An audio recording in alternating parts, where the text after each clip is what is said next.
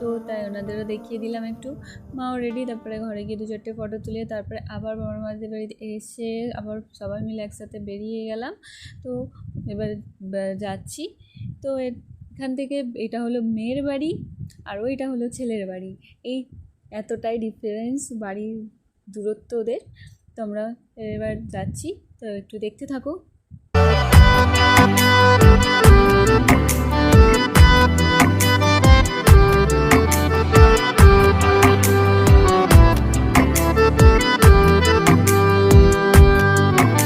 তারপর ভিতরে চলে এসেছি আমরা প্যান্ডেলের। তো এতটাই ভিড় ছিল কোথাও দাঁড়ানো যাচ্ছে না, আর খুব গরম লাগছিল প্রচুর। এখানে আমরা রেডি হয়ে গেছি, তারপর আমার মায়ের সাথে আমার দেখা হয়ে গেছিলো। তো আমি মায়ের সাথে একটু কথা বলে নিলাম।